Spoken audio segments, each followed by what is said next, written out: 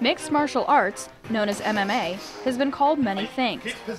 Violent, barbaric, sadistic.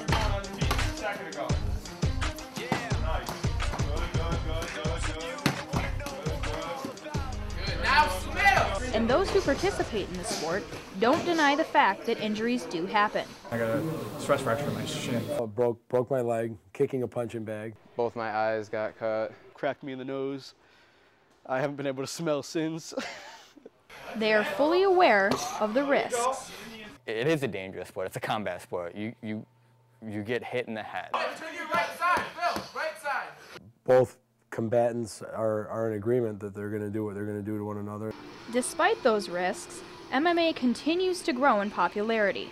And although MMA competition is currently illegal in New York, to these fighters, it's not just about meaningless violence. To the people that are in the sport, the people that train legitimately, you know, I mean, there's a lot involved, and to us, it's, you know, it's an art. It's not just a barbaric sport, it's an art. It's about being able to defend yourself.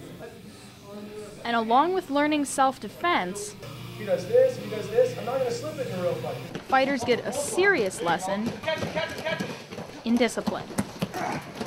You make a mistake, it's your own fault, and you have nobody to blame but yourself. There's no stopping, there's no running away. You're in a cage, you're closed in there. You got to deal with one-on-one. Along with giving fighters a place to practice their skills, MMA training facilities like this one in Liverpool also give some fighters a much-needed diversion. I was kind of pissed off at the world and wanted to, you know, kick everybody's ass, I guess.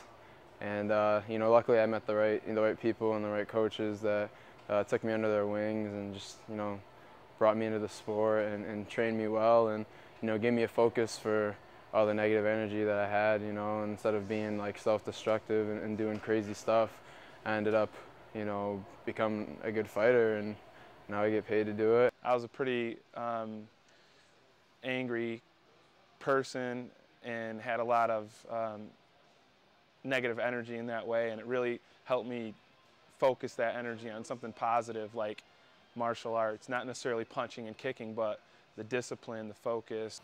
Come on, head up, back against the wall. Come on, hands off your knees, though. Yep, there you go, buddy. Through all the blood and sweat, the fighters form unbreakable bonds.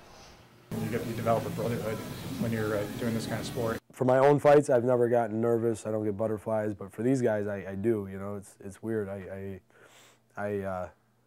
don't know. I go nuts. And although for the moment MMA fighters have to drive out of state to compete, I don't like driving 7 hours to fight. If I could just drive like 20 minutes into Syracuse or, you know, an hour and a half to Rochester, you know, whatever, in New York, it'd be cool. distance doesn't stop these fighters from hitting their training hard. Chelsea Blake, NCC News.